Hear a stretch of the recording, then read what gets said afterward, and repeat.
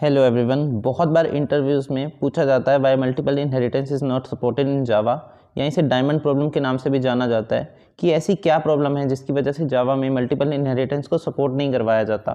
तो आज हम इसी कॉन्सेप्ट को समझेंगे कि ऐसा क्या रियल इशू है जिसकी वजह से इसे सपोर्ट नहीं करवाया जा रहा। अब इसको अच्छे से समझने के लिए पहले ये समझ लेते हैं इनहेरिटेंस क्या होता है। इनहेरिटेंस वो मैकेनिज्म है जिसकी हेल्प से चाइल्ड क्लास पेरेंट क्लास की प्रॉपर्टीज़ और उसके बिहेवियर्स को एक्सेस कर सकता है, उसको इनहेरिट करके। अब इनहेरिटेंस काफ़ी टाइप्स के होते हैं और हमारे एग्जांपल में दो इनहेरिटेंस के टाइप्स बहुत इंपॉर्टेंट हैं। पहला है हायरार्किकल इनहेरिटेंस, जहाँ पे एक सिंगल बेस क्लास है और उसके मल्टीपल चाइल्ड क्लासेस हैं जो उसकी प्रॉपर्टीज़ और मेथड्स को एक्सटेंड कर रहे हैं, उनको इनहेरिट कर रहे हैं। दूसरा है मल्टीपल इनहेरिटेंस, जहाँ पे दो पेरेंट क्लासेस हैं और वहाँ पे एक सिंगल चाइल्ड क्लास उन दोनों पेरेंट क्लासेस से एक्सटेंड कर रहा है, वो उन दोनों की प्रॉपर्टीज़ और मेथड्स को एक्सटेंड कर रहा है। जैसे यहाँ पे देख सकते हैं, क्लास डी क्लास बी और क्लास सी को एक्सटेंड कर रहा है, और क्लास बी में मेथड है बी मेथड और क्लास सी में है सी मेथड। क्लास डी जब इनहेरिट करता है तो बी मेथड भी उसके पास आ जाता है क्लास बी से, और सी मेथड आ जाता है क्लास सी से।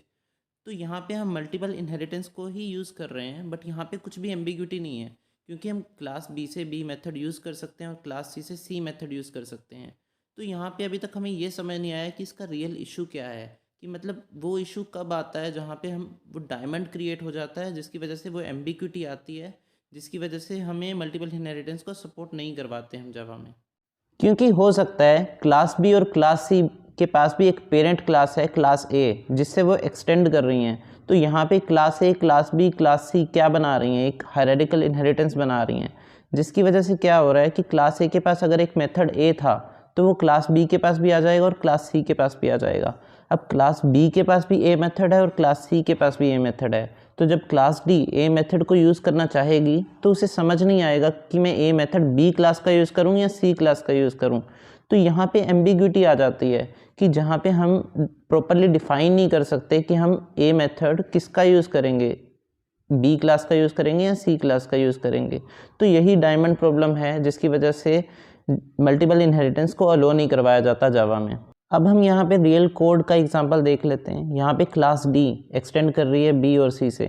यहाँ पे हमें कंपाइलेशन एरर आ रही है कि हम मल्टीपल क्लासेस को एक्सटेंड नहीं कर सकते, क्योंकि मल्टीपल इनहेरिटेंस अलो ही नहीं होता है जावा में।